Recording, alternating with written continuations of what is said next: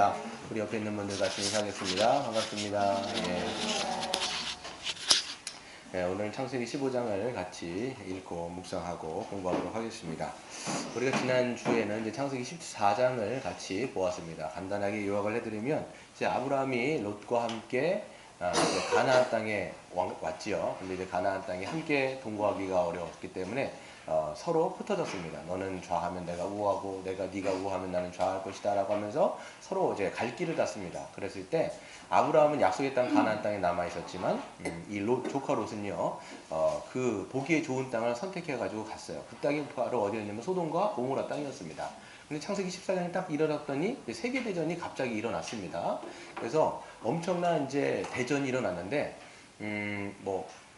그 가나안 왕들이 그돌라오멜이라고 하는 동방에 있는, 지금 말하면 이제 바벨론 이란 땅에 있는 대제국을 섬기다가 배신을 한 거예요. 조공을 늘 바치다가 배신을 하다 보니까 이 그돌라오멜이라고 하는 왕이 너무 열이 받아갖고 이 동방의 원정대를, 연합군들을 형성해가지고 가나안 땅 서방으로 진격을 해들어온 겁니다. 그래서 이 동방의 원정대들이 쭉 가나안 땅에 들어와가지고 이것을 다 침략해가지고 약탈해가는, 정복해가는 그런 사건들이 있죠. 그래서 뭐 가나안 땅의 왕들이 다 정복당하는, 죽고 하면서 결국은 이제 얘네들 가만히 있을 수 없지 않습니까? 가나안 족속들도 이제 소돔과 고모라 왕을 중심으로, 여기는 이제 5개의 연합군이고 이게 4개의 연합국인데, 이 만난 지역이 어디냐면 이 시딤이라고 하는 골짜기, 거기서 만나게 되는데 누가 이깁니까? 바로 이 동방 원정대가 완전히 이제 묵사발을 만드는 거죠. 그래서 이 소돔과 고모라가 도망가요. 그러면서 이 동방의 원정대들이 그 소돔과 고모라 땅에 있는 것들을 다 약탈을 합니다. 그 전체 지역을 다 약탈하는데, 그때 잡혀갔던 게 누구냐면 이제 소돔에 살았던 롯이 그때 이제 잡혀가게 됩니다. 전쟁 포로로 쭉 끌려가게 되는데, 그 소식을 듣고 그 소식을 이제 아브라함에게 전합니다. 헤브론에 살고 있었던 아브라함에게 누군가가 튀어가가지고 이제 당신의 조카 롯이 잡혀갔다. 어떻게 하냐? 이렇게 했더니 아브라함이 듣고만 있을 수가 없죠. 그래갖고 집에서 길리운 자 몇 명입니까?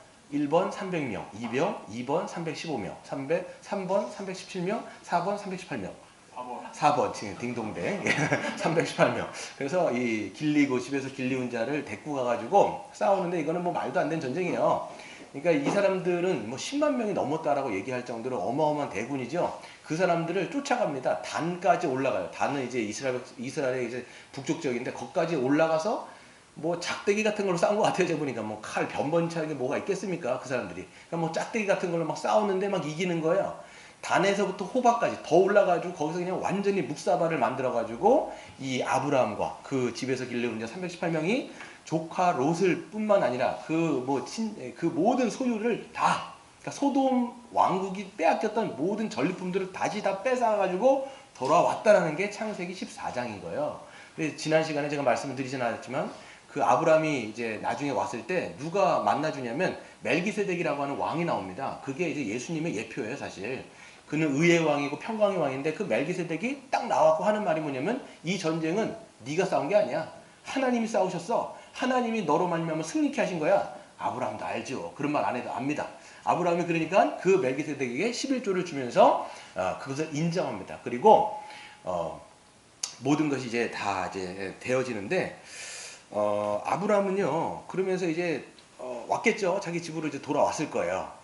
그러면서 15장이 시작이 되는 거예요. 15장 보세요. 뭘로 시작합니까? 이후에. 뭐 이후일까요? 창세기 14장 사건의 이후인 거예요. 그래서 항상 성경은요, 순차대로 봐야 돼요. 그냥 띄엄띄엄 보시면 이게 내용이 파악이 안 되니까 문맥을 따라서 봐야 됩니다. 그래서 창세기 14장은 이미 그런 어마어마한 전쟁을 치르고 아브라함이 그 이후에 라고 돼 있어요. 하나님이 환상 가운데 말씀으로 임하는데 뭐라고 말씀하시냐면, 아브라함에게 임하여 이르되 아브라함아 두려워하지 말아라. 얼마나 두렵겠습니까, 여러분? 생각해 보세요, 여러분. 그 동방 원정대는요, 그냥 작은 나라들이 아니라 제국인 거예요. 그 그돌라오멜이 있었던 왕, 그 신할 왕이 있던 건 이제 바벨론이라고 하는 왕의 그 전신이거든요. 그러면 엄청난 큰 대제국이란 말이에요. 그런 제국의 연합군들에게 어떻게 해서 보니까 이겼는데, 다시 쫓아갖고 아브라함을 때릴 수가 있잖아요. 아브라함을 공격할 수가 있단 말이에요. 그러니까 아브라함이 얼마나 두렵겠냐고. 그냥 하나님께서 나타나셔갖고 아브라함아 두려워하지 말아라. 이렇게 말씀하시면서 나는 너의 방패다. 이렇게 얘기하는 거예요. 나는 너의 방패다. 아브라함 지금까지 많이 경험했죠. 애굽에서도 경험했고 창세기 14장의 그 놀라운 전쟁에서 이기는 걸 통해서 하나님이 나의 정말 방패막이 되어주시는구나라는 것을 아주 뼈저리게 경험했다라는 거예요. 그러면서 위로를 받았을 겁니다. 격려를 받았을 겁니다. 안전하구나. 내가 이 하나님과 함께하면 안전하구나 라고 생각을 했는데 그 다음 말에 보면 나는 너의 지극히 큰 상급이다 이렇게 얘기하는 거예요. 나는 너의 상급이다. 이거 다른 번역에 보면 내가 너의 상이다 이렇게 되는 거예요. 내가 하나님 자체가 너의 상이다 이렇게 얘기하는 거예요. 아브라함 딱 들으면서 하나님이 저의 상이라고요? 다른 건 다 인정을 하겠어요. 뭐 당신께서 나의 방패가 되어주시고 지금 다 경험했는데 상급이라고 딱 얘기했을 때 뭔가 좀 걸린 것 같아요. 상이라면 상을 좀 주셔야 되잖아요. 그러니까 이제 딱 물어보는 게 뭐냐면 2절에 주여 나에게 무엇을 내게 주시려 하나이까 나는 자식이 없사오니 나의 상속자는 이 다메섹 사람 엘리에셀 뿐입니다 이렇게 얘기하는 거예요. 하나님 당신께서 나의 상급이시라면서요. 그러면 저에게 상을 좀 주셔야 되지 않습니까? 자식을 주십시오. 난 자식이 없어서 지금 내가 상속자가 이 노예인 엘리에셀밖에 없는데 나에게 상을 주십시오. 하나님은 얘기하시는 거죠. 내가 상이라니까. 아니요, 상을 좀 주십시오. 우리도 마찬가지 아닙니까? 나는 너의 상이다. 그러면 그게 여러분 위로가 되세요? 그게 위로가 돼야 되는 거예요. 하나님이 저의 가장 큰 상입니다 라는 것이 믿겨져야 되는데 우리는 하나님 당신께도 상이시지만 상급을 좀 주십시오. 늘 우리는 이거를 얘기하고 있다는 거예요. 예, 아브라함도 마찬가지인 것 같아요. 내가 너의 상이다 그랬더니 상급 달라고 이렇게 또 얘기하는 거죠. 그러면서 자녀에 대해서 이야기합니다. 그러면서 아브라함이 약간 투덜거리는 것 같아요. 3절에 보시면 아브라함이 또 이르되 주께서 내게 씨를 주지 아니하였으니 내 집에서 길리는 자가 내 상속자가 될 것입니다. 그러니까 하나님이 나에게 씨를 주지 않았습니까? 그러니까 이 우리 집에서 길리운 이 엘리에셀밖에 없습니다. 얘가 나의 상속자가 될 것입니다 라고 이야기를 하는 것이죠. 그때 하나님은 다시 말씀하십니다. 4절에 보시면 그에게 임하여 이르시되 그 사람이 너의 상속자가 아니다. 너의 몸에서 날 자가 너의 상속자가 될 것이라 하시고 이렇게 얘기하는 거예요. 걔는 너의 상속자가 아니야. 너의 몸에서 분명히 날 거야. 물론 네가 나이가 많고 네 아내 사라가 불임이긴 하지만 나는 분명히 너에게 씨를 줄 거야. 자녀를 줄 것이고 자손을 줄 거다라고 명명백백하게 하나님께서 약속을 하시는 것을 봅니다. 하도 안 믿으니까 5절 보세요. 그를 이끌고 밖으로 나가 이르시되 하늘의 우러러 묵별을 셀 수 있나 보라. 또 그에게 이르시되 너의 자손이 이와 같을 것이다. 말로 해서 안 믿으니까 보여주시는 거예요. 아예 아마 지금 아브라함과 하나님하고 대화했던 것이 어떤 신뢰였던 것 같아요. 그러니까 아예 밖으로 데리고 나가셔가지고 하늘을 바라보게 하면서 수많은 묵별, 뭐 지금이야 미세먼지가 많아가지고 뭐 요즘 보이지도 않잖아요. 근데 이제 그 당시에는 뭐 엄청나게 깨끗했을 것 같아요. 그러니까 이제 하늘에 수많은 묵별이 쫙 깔려 있는 것이죠. 시청각 교육을 시켜주는 거예요. 하도 안 믿으니까 이제는 눈으로 보게 해가지고 하나님의 약속에 그 약속이 빈말이 아니라 정말 저렇게 될 것이다. 셀 수 있나 봐라. 셀 수 없지요. 너의 자손도 그와 같이 많게 할 것이라 라고 하나님은 이제 약속을 주시는 것입니다. 그랬을 때 보세요. 6절이 참 중요합니다. 아브라함이 같이 읽겠습니다. 시작. 아브라함이 여호와를 믿으니 여호와께서 이를 그의 의로 여기셨다 그랬어요. 여러분 아브라함이 하나님을 이제 믿었어요. 그렇구나. 믿었어요. 그랬더니 하나님은 그 믿음으로 어떻게 하셨다고요? 의롭게 여겨주셨다. 여러분 우리가 이제 복음의 기초를 하면서 여러분 이제 아시죠? 칭의. 의가 뭐겠어요? 하나님 나라에 들어갈 수 있는 자격, 하나님의 그 백성 될 수 있는 자격을 주셨다라고 성경은 명명백백하게 선언하고 있는 거예요. 근데 여러분 잘 생각해 보셔야 돼요. 아브라함이 믿은 게 아니라 지금 하나님의 열심히 그를 어떻게 한 거예요? 믿게 한 거예요. 보세요. 아브라함이 믿은 게 아니에요. 처음부터 여러분 아브라함은 하나님을 믿는 사람이 아니었잖아요. 보면 아브라함은 하나님을 전혀 알지 못하는 갈대아 우르라고 하는 곳에서 그 우상을 섬겼던 달신을 섬겼던 그런 사람인데 하나님이 그 사람을 영광 가운데 불러내신 거예요. 끄집어내셨단 말이에요. 그는 갈 바를 알지 못하고 하나님의 그냥 약속의 땅으로 어떻게 보면 강권적으로 들어온 거예요. 강권적으로 들어왔는데 거기서도 지금 어떻게 돼요? 사람들이 이미 살고 있어요. 근데 또 게다가 거기에 이 가나안 땅에 심각한 기근이 드니까 어떻게 했어요? 애굽으로 내려갑니다. 근데 애굽에서 내려가다가 뭘 경험해요? 하나님의 놀라우신 그 전능하심을 경험하는 거죠. 야, 나를 부르신 하나님이 누구신가? 그때 알았어요. 또 14장에서 보면 또 오늘 아까 그 지난주에 말씀드렸던 것처럼 또 전능하신 하나님을 또 경험합니다. 그런데다가 이제 또 의심하는 아브라함에게 말씀하시고 설득하시고 또 하도 안 믿으니까 하늘에 있는 수많은 묵별을 바라보면서 그와 같이 너의 자손이 많게 될 것이다 라고 하나님을 설득하고 또 설득하고 말씀해 주시고 그러면서 하나님의 열심히 그로 하여금 믿게 했다라는 것을 우리는 알 수가 있는 것입니다. 그래서 보면 이것은요 아브라함이 믿은 것이 아니라는 거예요. 하나님이 믿게 하셨다라는 것이죠. 하나님의 열심히 그로 믿게 하신 것이고 아브라함의 편에서는 그가 믿게 된 거예요. 여러분 이해가 되시죠? 하나님은 그로 하여금 믿게 하신 거예요. 그리고 아브라함 편에서는 그 하나님의 그 놀라운 그 섭리와 설득 때문에 믿게 된 거예요. 이렇게 우리는 생각할 수가 있죠. 더 놀라운 것은요. 하나님은 그런 믿음을 통해서 아브라함을 어떻게 하셨어요? 의롭다라고 말씀하신 거예요. 그런 믿음을 통해서 아브라함을 구원하셨다라고 성경은 분명하게 기록이 되어 있는 것이죠. 우리가 이것을 이제 사도 바울이요 더 명확하게 기술합니다. 이 아브라함의 샘플은요 어떤 샘플이냐면 아브라함이 어떤 사람이에요? 믿음의 조상이죠. 왜 그가 믿음의 조상인지를 분명하게 구약에서 그림을 그려주고 있는 거죠. 우리 로마서 한번 찾아보도록 하겠습니다. 로마서 말씀. 로마서 4장. 오늘 이 사건을 사도 바울은 이렇게 기록을 하고 있습니다. 신약성경 244페이지.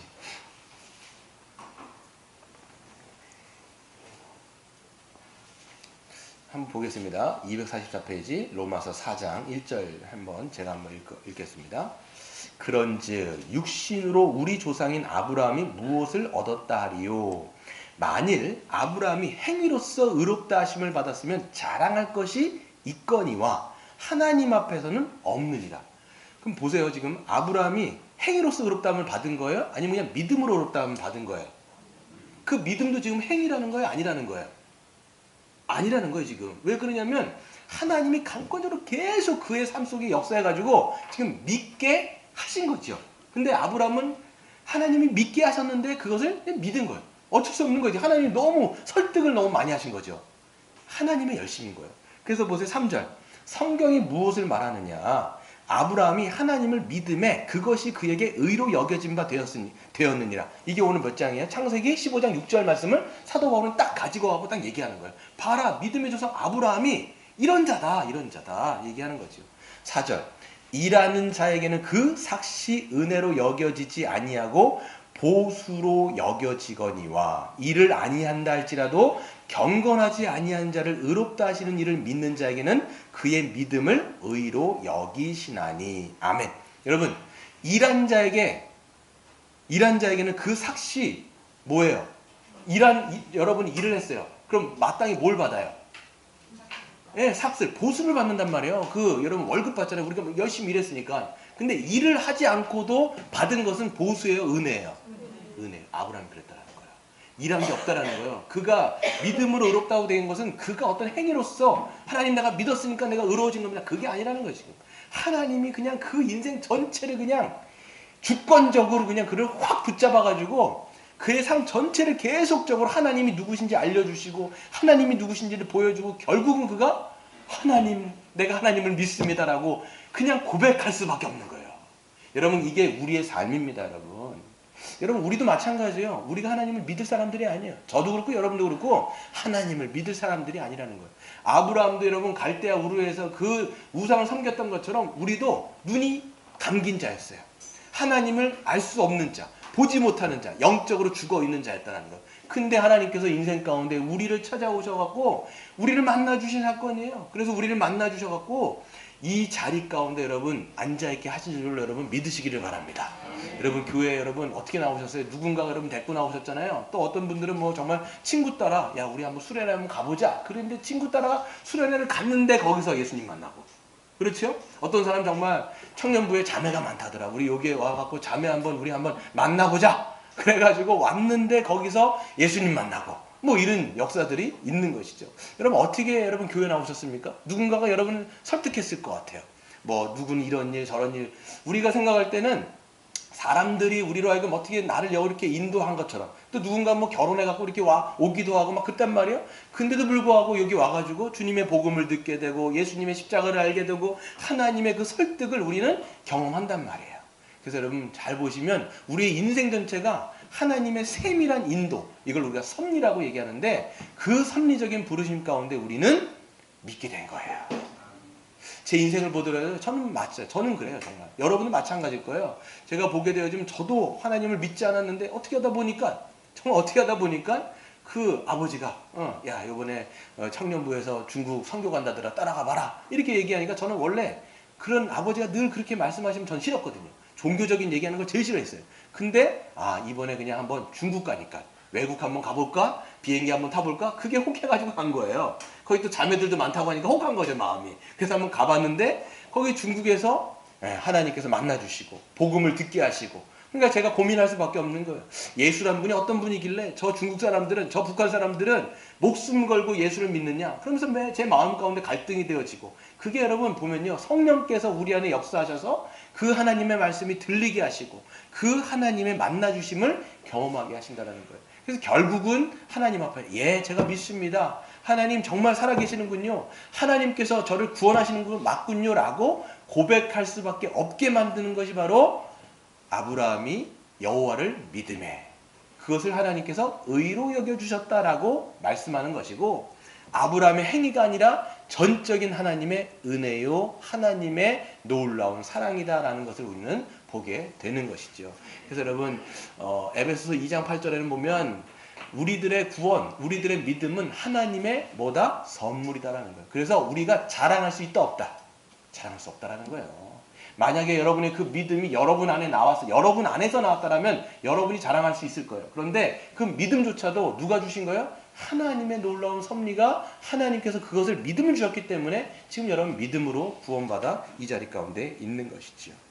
두 번째 말씀을 보시면 하나님은요, 아브라함에게 이번에도 땅에 대해서도 다시 약속을 해주세요. 아까 이제 자녀에 대해서 약속해 주셨다면 이번에는 땅에 대해서 말씀하십니다. 자, 7장에 보시면 여러분, 그래서 이거 아브라함의 약속은요, 원래 지금 주시는 게 아니라는 거 아시죠?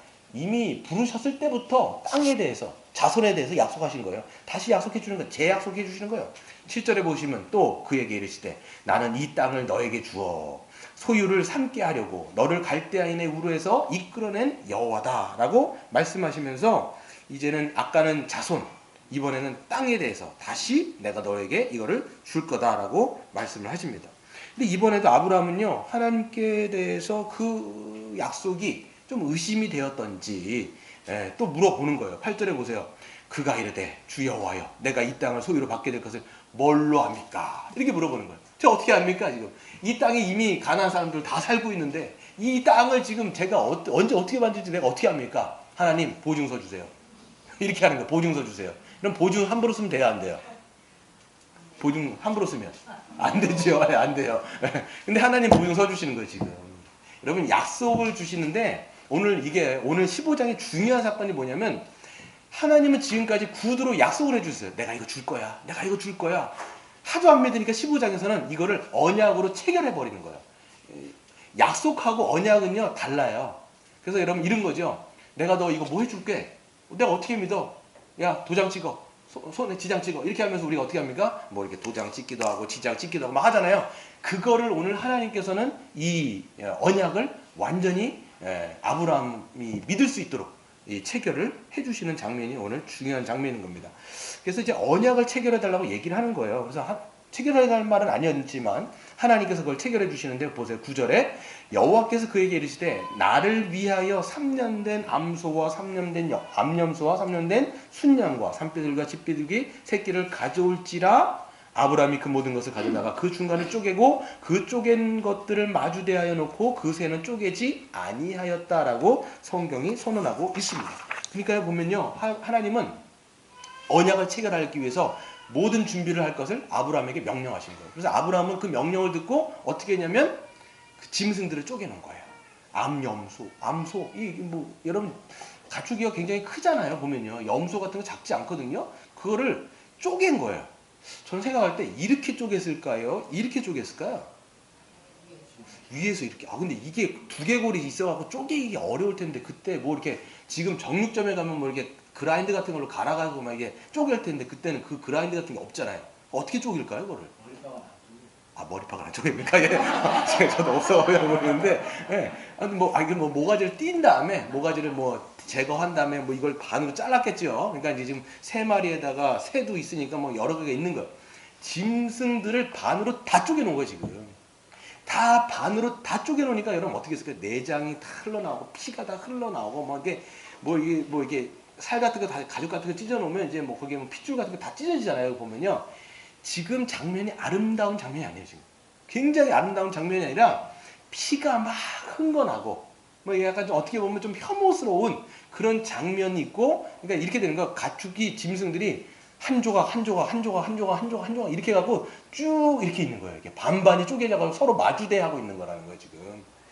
그렇게 하니까 아브라함이 만반의 준비를 다 한 다음에 기다리다가 솔개 한 마리가 이제 오니까 이걸 쫓아낸 거예요. 왜 솔개가 왔을까요? 아마 피비린내를 맡고 이게 뭡니까? 이제 이게 독수리 같은 게 와가지고 한 건데 이제 쫓아낸 것이죠. 아브라함은 기다리다가 또 기다리다가 또 기다리다가 보니까 어떻게 돼요? 네, 12절에 보면 해가 질 때 아브라함에게 깊은 잠이 임했다. 그런 거예요. 지쳐서 쓰러져서 잠이 든 것처럼 보이지만 사실 말해서 여기서는 기다리다가 지쳐서 잠이 든 게 아니라, 성경은 보게 되어지면 다른 타번역이라든지 보면 하나님이 그를 깊은 잠으로 빠지게 했다라고 얘기하고 있어요. 기다려서 지쳐 잠이 든 게 아니라 하나님이 깊은 잠을 줬다라는 거예요. 그래서 여기 나오는 깊은 잠이 임하고 라는 단어가 창세기 2장 12절인가에 보면, 창세기 2장 21절에 보면 하나님이 아담을 깊은 잠에 빠지게 하시고 이렇게 돼 있어요. 여러분 왜 하나님께서 아담을 깊은 잠에 빠지게 하시죠? 갈빗대 빼려고. 여러분 사람이 막 움직이고 있는데 잠깐만 기다려봐. 갈빗대를 이 입속에다 넣어가지고 그냥 뽑아버리면 여러분 아브라함이 아프게 했어요? 안 아프게 했어요? 죽지요. 뭐 그러니까 하나님도 얘를 재운 다음에 깊이 재운 다음에 갈빗대 하나를 뽑아갖고 하와를 만든 거예요. 그 단어가 지금 여기 써 있는 거예요. 아브라함도 깊은 잠에 재운 다음에 하나님께서 하시는데 뭐라고 말씀하시냐면, 아마 제가 생각할 때는 아브라함이 깊은 잠 가운데 들었을 때 하나님이 그의 꿈속에 환상으로 나타나셔갖고 말씀을 하시는 게 13절 14절이에요. 우리 같이 읽겠습니다. 시작. 여호와께서 아브라함에게 이르시되 너는 반드시 알라. 내 자손이 이방에서 객이 되어 그들을 섬기겠고 그들은 400년 동안 내 자손을 괴롭히리니. 여기서 보세요. 아직까지 태어나지도 않는 자손에 대해서 막 얘기를 하는 거예요. 아브라함아, 너 반드시 알아라. 너의 자손은 이방에서 객이 된다. 이방에서 어떻게 된다? 어떤 땅일까요? 이 땅이에요. 애굽이에요. 이게 지금요. 아직까지 아브라함에게는 자식 한 명도 없어요. 근데 자손들에 대해서 이미 예언을 하고 있고, 그 자손들이 나중엔 이방 땅에 나가고 거기서 노예로 있다가 400년 동안 너의 자손들이 괴롭힘을 당하다가 14절 그들이 섬기는 나라를, 그들을 종삼았던 나라를 내가 징벌할 것이며 심판할 것이며 그 후에는 너의 자손이 큰 재물을 이끌고 나올 것이다. 16절 너의 자손은 4대 만에 이 땅으로 돌아오리니, 이 땅이 어디예요? 가나안 땅에 다시 돌아올 것이니 이는 아모리 족속의 죄악이 아직 가득 차지 않았기 때문이다라고 성경이 선언하고 있는 거예요. 잘 보세요. 아직까지 자손도 없습니다. 근데 자손이 이방 땅에서 400년 동안 400년 동안 고생하다가 다시 이 땅에 몇 대 만에? 4대 만에 이 가나안 땅에 다시 돌아올 거다. 여러분 이거 어디 얘기하고 있는 거예요? 출애굽기 얘기하고 있는 거죠. 하나님은 지금 몇백 년 후의 이야기를 벌써 하고 있는데 이 말씀을 통해서 어떤 걸 얘기하냐면 반드시 너의 자손은 있을 것이며 너의 약속된 땅도 반드시 내가 줄 것이다 라는 것을 이미 여기서 선언해 주시고 예언해 주시고 있다는 것을 우리는 알 수가 있는 것입니다. 근데 여러분 놀라운 건 뭐냐면 이 말씀을 하신 후에 하나님은 쪼갠 짐승들 사이로 홀로 타는 횃불의 모양으로 지나가세요. 17절에 보세요. 같이 읽겠습니다. 시작. 해가 져서 어두울 때에 연기나는 화로가 보이며 타는 횃불이 쪼갠 고기 사이로 지나가더라. 여러분, 아브라함은 지금 뭐하고 있을까요? 자고 있어요. 지금 타는 횃불로 누군가가 이 쪼갠 고기 이 가운데로 확 지나간 거예요. 누구예요?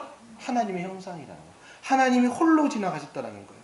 여기서 하나님은요, 이 말씀 뭐냐면 내가 반드시 너에게 약속했던 땅도 줄 것이고 약속했던 자녀들도 줄 것인데 내가 이것을 이제는 확증적으로 보여줄게 하면서 언약이 체결돼 버리는 거예요. 우린 여기서 한 가지를 물을 수밖에 없어요. 하나님은 왜 아브라함을 깊은 잠에 빠지게 하셨을까? 또 하나님은 왜 쪼갠 짐승들 사이로 홀로 지나가셔야만 했을까? 이것은 무엇을 의미할까? 이것을 우리가 알려면 이 언약에 대해서 이해하기 위해서는 고대 근동의 문화에 대해서 우리는 알아야 합니다. 그 당시 여러분 고대 근동의 문화는 뭐였냐면 서로 언약을 맺을 때 제가 한번 말씀을 드린 적이 있어요. 서로 언약을 맺으면 언약을 맺은 당사자들이 이 쪼개진 짐승들 사이를 함께 지나가는 것을 했습니다. 이게 뭐냐면 그러니까 서로 짐승들을 다 쪼개놓고 함께 언약 당사자들이 지나가는 거예요.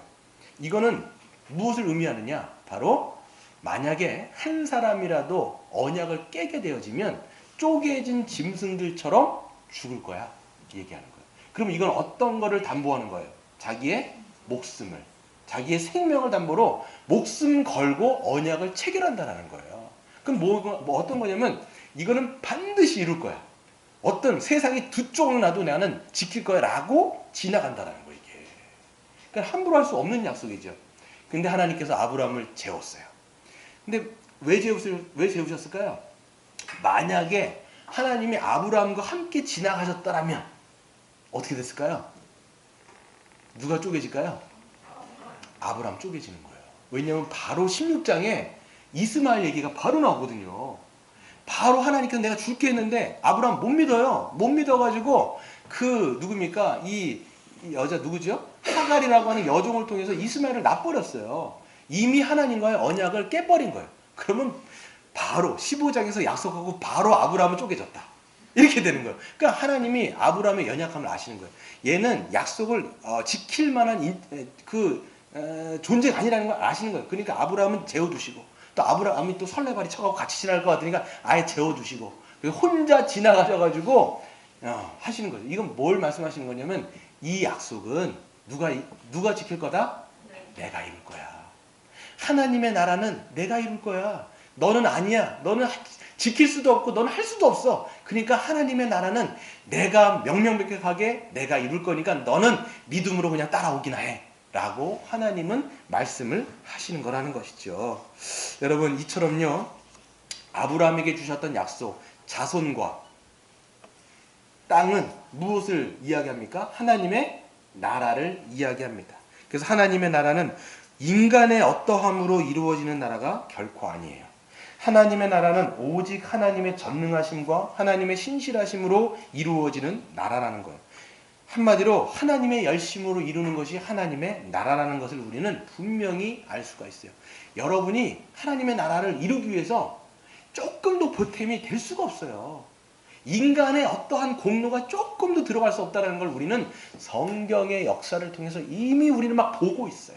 보세요. 창세기 우리가 복음의 기초를 막 하고 있는데 하나님이 이루기를 원하셨던 나라가 어떤 나라였어요? 하나님 나라였단 말이에요. 하나님 나라로서 인간들에게 정말 풍성한 복과 안식을 주기 위한 하나님의 나라. 이걸 만들기를 주님께서는 원하셨죠. 근데 인간이 어떻게 했어요? 그 손길을 거부했어요. 그래서 여러분, 죄의 본질은 뭐다? 퀴즈. 죄의 본질은 뭐다? 죄의 본질은 뭐다?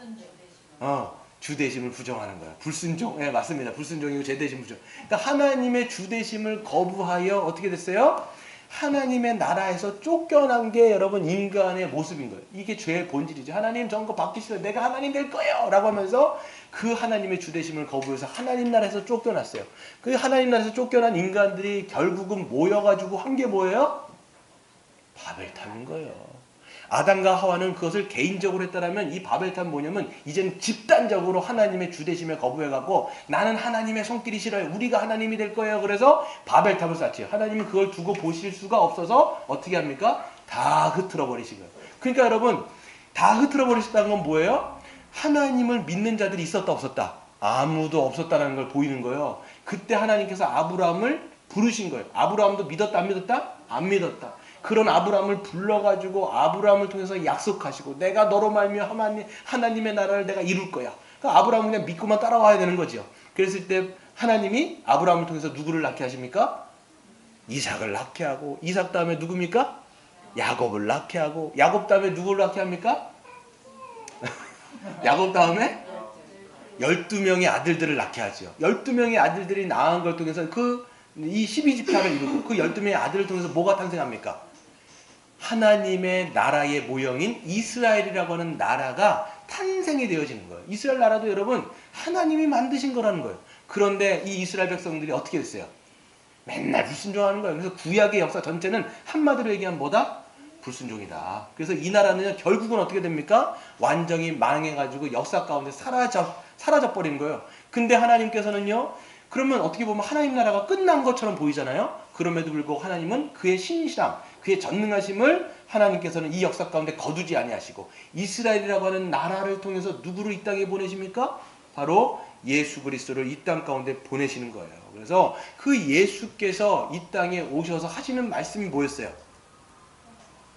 내가 찾고 하나님의 나라가 임하였으니 너희는 회개하고 복음을 믿어라. 이렇게 얘기하는 거예요. 예수님 오시자마자 하신 말씀이 뭐냐면 하나님 나라가 왔다 이 얘기를 하시는 거예요. 그러면서 예수님께서 어떻게 하시냐면 뭡니까? 죽은 자도 살리시고 또 어떻게 합니까? 가난한 자들에게 먹을 것들을 부어주시고 귀신 든 자에게 귀신들을 쫓아내시고 그 다음에 질병 걸린 자들에게서 질병들을 낫게 하시면서 뭘 보여주시는 거냐면 하나님의 나라가 이 땅 가운데 임했다라는 것을 가시적으로 보여주시는 것들을 예수님께서 하셨다는 거예요. 그러니까 사람들이요, 예수님이 가는 곳마다 인산인해를 이루는 거예요. 막 예수님이 가면요 몇천 명씩 막 가는 거예요. 여러분 지난주에 여러분 어디 가셨어요? 진달래꽃 보러 가셨죠? 사람들이 얼마큼 많아요? 엄청 많죠? 인산인해 뭐 그렇게까지 많지는 않았지만 제가 들어보니까 사람들한테 떠밀려서 댕겼다고 하는 거예요. 이렇게 떠밀려갖고. 여러분 예수님이 가는 곳마다 그렇게 사람이 인산인해니까 이거는 뭐 정말 떠밀려 댕길 수밖에 없는 거예요. 예수님 쫓아갖고 막 떠밀려. 그런데 여러분 예수님이요 갑자기 어떤 순간부터 뭘 말씀하시냐면 십자가 얘기를 계속하는 거예요. 나 죽을 거야. 나 이방 사람들에게 손에 팔려가지고 난 결국은 십자가에 달릴 거야. 나는 결국은 그 장로들의 손에 팔려갖고 나는 십자가에 못 박혀 죽을 거야. 그러니까 사람들 마음이 어려워져 안 어려워져요? 엄청 어려워지는 거예요. 그러니까 베드로도 마음이 막 어려워지니까 예수님 그러면 안 됩니다. 예수님 그러면 안 되세요. 그러니까 예수님 뭐라고 말씀하세요? 사단아 내 뒤로 물러가라. 이렇게 말씀하시면서 오히려 막 베드로를 면박을 주기도 하면서 십자가에 대해서 분명하게 말씀하시는 거죠. 그러면서 제자들에게도 말씀하십니다. 너희들이 내 제자가 되기 위해서는 너희들도 십자가를 지고 나를 따라와야 돼 라고 말씀하시면서 계속적으로 말씀하시고 결국은 그의 제자 중에 한 명인 가룟 유다가 그 예수님을 몇 냥에 팔았을까요? 은 30냥. 은 30냥에 팔아가지고 예수를 십자가에 못 박아버린 거예요. 물론 이방인들의 그 손에 팔려가고 예수님께서 십자가에 못 박혀 돌아가셨는데 여기서 보게 되어지면 예수님께서 그 성난 군중 등의 외침 속에서 십자가에 달리셨습니다. 예수님께서 그 십자가에 달려 돌아가실 때 한참 후에 어떻게 되냐면 그 옆에 있는 군인들이 어떻게 해요? 옆에 있는 군인이 그 십자가에 달린 예수를 창으로 옆구리를 찔렀을 때 물과 피가 거기서 쏙 껴져 나왔다는 것을 보게 되죠. 그래서 옆에 있던 백부장하고 사람들이 뭐라고 얘기하냐면 이 사람은 정령 의인이었다. 이 사람은 정령 하나님의 아들이었다라고 고백할 수밖에 없는 거예요. 이 사람은 정령 의인이었다라는 거예요. 그럼 성경에서 물어보는 거예요. 성경이 우리에게 질문을 하는 거예요. 그 사람이 정령 의인이었고 정령 하나님의 아들이었는데 왜 십자가에 달려 돌아가셔야만 했냐라고 성경은 우리에게 질문하고 있는 거예요. 죄가 없다면서 의인이라며 하나님 앞에 완전한 하나님의 아들이라며 근데 왜 십자가에 달려서 모든 것이 다 찢어지고 모든 것이 이 옆구리가 뚫리면서까지 왜 십자가에 달려서 비참하게 죽어야만 됐냐라고 우리에게 물어보는 것이죠. 그때 여러분 성경은요 우리에게 한마디로 얘기합니다. 뭐라고 얘기합니까? 우리의 죄 때문이다 라고 선언하는 거예요. 여러분 우리는요 하나님과의 언약을요 수천 번, 수만 번, 수억 번을 깬 사람이 누구예요? 저와 여러분이에요. 하나님과의 관계에서 그 언약을 맨날 깬 것이 저와 여러분이라는 거. 그렇기 때문에 하루에도 수백 번 수천 번씩 언약을 깨는 삶을 살아가고 있어요. 그래서 하나님과 우리 사이에 언약을 깬 장본인이 우리이기 때문에 우리가 쪼개진 짐승처럼 쪼개지는 것이 맞다는 거예요. 네. 그러니까 하나님과 언약 가운데 우리가 깼기 때문에 우리가 쪼개져야 돼요. 그런데 우리를 대신해서 예수 그리스도께서 십자가에서 다 몸이 찢겨짐으로써 누가 쪼개지신 거예요? 예수 그리스도께서 쪼개지시고 하나님이 쪼개지셨다라는 것을 우리가 알 수가 있죠. 여러분 우리가 이제 뭐 영상 같은 데도 보고 성경을 읽어보면요. 예수님이 어떻게 찢겨지십니까? 예수님이 십자가에 달리시기 전에 그 골고다 언덕에 올라가기 전에 뭘 맞으세요? 채찍질을 당하시죠. 근데 채찍 앞에는 뭐가 달려있어요? 네, 금속이 달려있어요. 그래서 금속이 달려있기 때문에 그냥 이걸 치면 나오는 게 아니라 그게 온몸에 박히는 거예요. 박히니까 이걸 빼버리면 이것을 다 긁거나 이걸 다 찢어요. 그러니까 살까지 다 찢어지는 거예요. 이거를 39대, 40대 이렇게 맞는데 이 실제적으로 역사 가운데 보면요. 그걸 맞다가 죽은 사람이 대부분인 거예요. 그러니까 십자가에 달리기도 전에 맞고 죽은 거예요, 이게. 근데 예수님은요, 어떻게 합니까? 그때까지 사시잖아요. 그러니까 예수님이 그 다 찢겨진 몸으로써 골고다 언덕을 올라가시는데 이게 힘든 거예요. 너무 힘든 거예요. 그러니까 십자가를 지면서 가다가 쓰러지고, 가다가 쓰러지고, 가다가 쓰러지니까 그 옆에 누가 있어요? 구레는 시몬이 있는 거예요. 그러니까 야, 네가 십자가 들어. 분명히 얘기하는 거예요. 들고 싶겠어요? 안 들고 싶겠어요? 여러분 같으면 들고 싶겠어요? 안 들고 싶겠어요? 지금 이 사람 사형수예요, 사형수. 사형수의 사형틀을 여러분 지고 싶어요? 안 지고 싶어요? 안 지고 싶어요. 그러니까 이 사람도 진짜 아우 진짜 똥 밟았다 하고 아마 진 것 같아요. 옆에 있으니까. 그러니까 이 사람이 대신 져줘갖고 결국은 그 골고다 언덕까지 올라갔단 말이에요. 근데 여러분 보게 되면요. 십자가를요. 그냥 달 수가 없어요. 십자가 이렇게 있고 거기다 사람을 이렇게 얹을 수가 있어요? 그게 아니잖아요. 십자가를 땅바닥에 놓습니다. 십자가에 땅바닥에 놓고 사람을요. 돌려 세워요. 이렇게 딱 돌려 세우는데 예수님이 이렇게 하잖아요. 그 땅에서. 한쪽에 여기다가 이제 못이요. 이제 15cm 금속 못인데 이거를 가장 예민한 부분에다 갖다 박는 거예요. 근데 여기를 박았어요. 그런데 하도 맞으니까 몸이요. 쪼그라져 있어요. 그래서 이쪽들을 박아야 되는데 못 자국이 저긴데 안 닿아요. 어떻게 해요? 로마 군병이 팔을 뽑아버렸어요. 그래서 거기 탈골이 일어나는 거예요. 그래서 여기에 박히고 탈골이 돼가고 저기에 박혀버려요. 그 다음에 다리를 박아야 되는데 달 어디를 찍습니까? 발등 여기 가장 예민한 거 여기 이제 그 받침대가 하나 있어요. 발을 지지하는 받침대. 여기다가 발을 포개어가지고 그 금속못을 거기다 갖다 박는 거예요. 그리고 십자가를 위에다가 이렇게 세워버리는 거예요. 이렇게 딱 세워요. 그러니까 거기에 여러분 달려있는 사람은요. 계속 몸이 축 처지니까 어떻게 되냐면 숨을 쉬려고 한 번 끌려. 이렇게 한 번 쉬면 또 축 처지는 거예요. 이게 그래가지고 이 폐에 물이 차가고 대부분 죽는 거예요. 근데 보게 되어지면 지진이 막 일어나잖아요. 패션 오브 크라이스트 같은 데 보면 이 성경을 읽어보면요. 지진이 막 일어나요. 지진이 막 일어나니까 사람들이 당황해가지고 어떻게 하냐면 빨리 죽여야 되니까 어떻게 해요? 다리를 꺾어버리죠. 다리를 이제 로마 군병들이 다리를 그 옆에 예수님이 달려있고 옆에 두 강도가 달려있는데 그 두 강도에 이 무릎팍을요. 쇠 몽댕이로 이거를 탁 까요. 그러니까 이게 다리가 꺾여지면서 어떻게 하냐면 이게 확 내려 주저앉는 거예요. 거기서 두 사람은 사망한 거예요. 근데 예수님도 다리를 치려고 갔는데 이미 어떻게 됐어요? 이미 돌아가신 거예요. 그러니까 다리를 꺾지 않는단 말이에요. 근데 그게 어디 나와 있냐면 시편 22편에 이미 예고가 돼 있어요. 그에게는 다리가 꺾여지지 않는다라고. 그러니까 어떻게 돼요? 그래도 죽었는지 확인하려고 옆에서 군병들이 그냥 창으로 찔러버린 거예요. 그때 물과 피가 확 쏟겨져 나온 거예요. 그러면서 그 피를 맞았던 그 군병들이 이건 정말 하나님의 의인이구나. 하나님의 정령 사람이구나. 라는 것을 알게 되는데 여기서를 통해서 뭘 알게 돼요?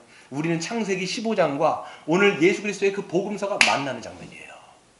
우리가 하나님과의 관계가 깨트려갔기 때문에 저와 여러분이 완전히 찔러 쪼개져가지고 우리가 산산조각 나야 되는 것이 맞는데 하나님이 우리를 대신해서 홀로 지나가셨잖아요. 홀로 지나가셨잖아요. 이건 뭐예요? 내가 이룰 거야. 하나님의 나라는 내가 이룰 거야. 내가 너희를 구원할 거야. 라고 말씀하시면서 쪼갠 당사자는 언약을 깬 거는 우리지만 당신이 쪼개짐을 통해서 누구를 구원하셨다? 우리를 구원하신 거예요. 할렐루야. 여러분 그런 은혜를 받은 것이 저와 여러분인 줄을 믿으시기를 바랍니다. 여러분, 그렇기 때문에 마지막으로 세 가지 적용을 하고 마치도록 하겠습니다. 첫 번째는 여러분, 하나님은 예수님의 십자가를 통해서 완전한 하나님의 말씀의 성취를 보여주신 거예요. 여러분, 이것만큼 확실한 우리를 향한 하나님의 사랑의 징표는 더 이상 있을 수가 없어요. 그럼 뭘 더 바랍니까, 여러분?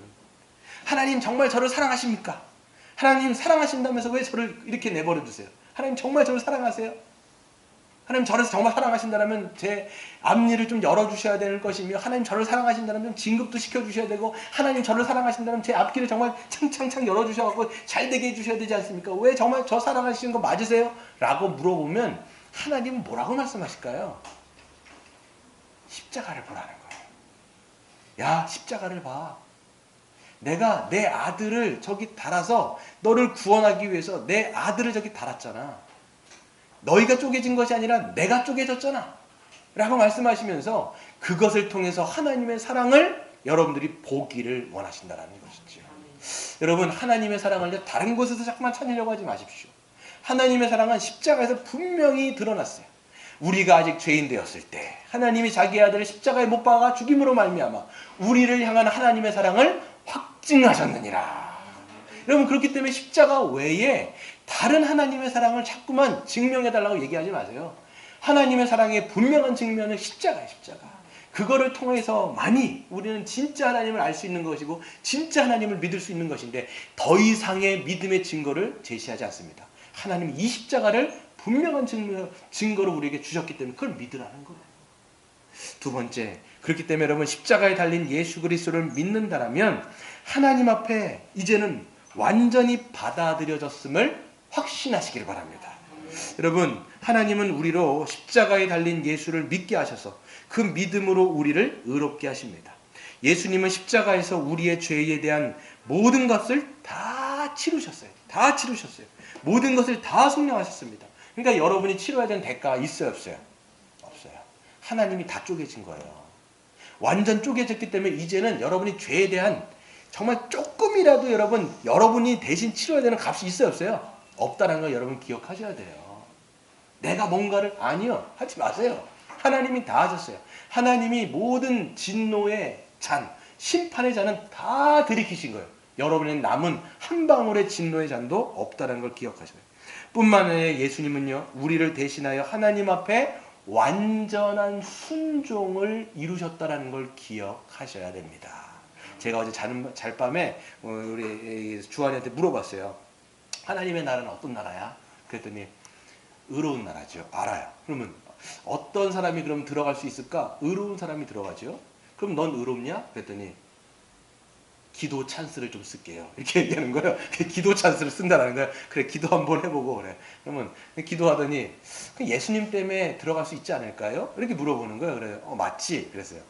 그러면서 이제 제가 좀 더 풀어서 설명을 해줬어요. 여러분, 하나님의 나라는 의로운 나라고 의로운 자만이 들어갈 수 있는데, 여러분과 저는 죄인이잖아요. 들어갈 수가 없잖아요. 근데 예수님 때문에 들어간다는 건 뭐예요? 예수님께서 우리를 위해서 우리가 정말 하나님께서 요구하시는 모든 율법을 다 어떻게 하셨다? 지키시고 순종하셨다. 우리 대신에 다 지키시고 순종하셨다. 그래서 예수님께서 모든 십자가에서 순종하실 때, 예수님께서 죽으실 때 뭐라고 말씀하세요? 내가 다 이루었다. 뭘 다 이루는 거예요? 하나님이 요구하시는 그 율법의 의를 다 이루시고 순종함을 통해서 예수를 믿는 자들에게 그 의를 어떻게 하셨어요? 값없이 선물로 주신 거예요.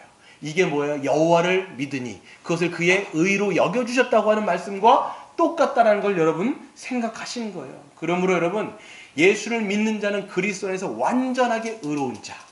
하나님이 그렇기 때문에 예수 그리스도 안에 있는 여러분을 보실 때 누구처럼 보시는 거예요?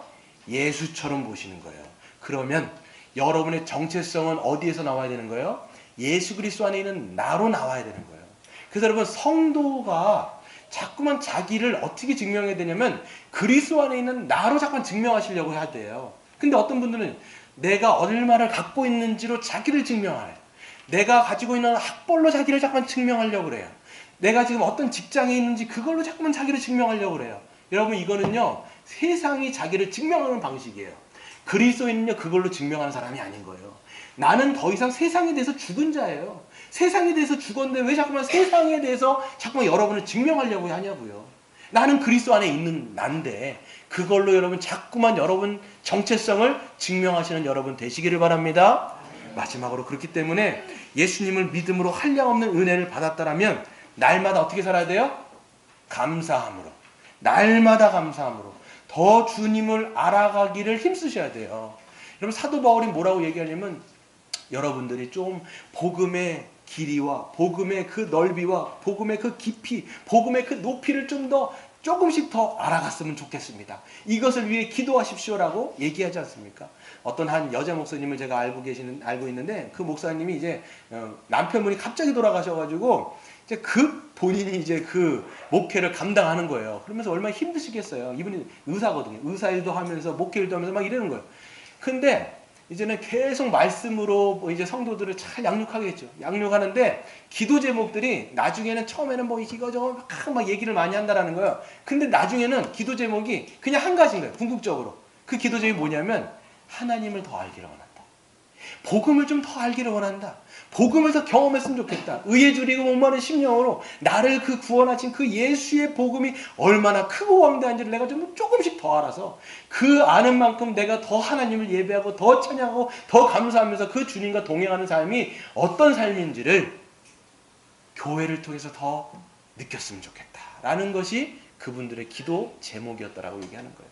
여러분 우리도 마찬가지겠지요? 여러분의 기도 제목은 뭡니까? 물론 여러분 사적인 거 많을지도 몰라요. 그런데 궁극적인 기도 제목은 뭐냐면 하나님, 더 하나님을 좀 알려주십시오. 하나님 더 경험하게 해주세요. 내가 복음을 더 알아서 하나님께 기쁨 되어지는 그런 삶 살 수 있도록 도와주세요. 라고 하는 기도가 여러분의 모든 인생 가운데 기도 제목이 되기를 주의 이름으로 축원드립니다.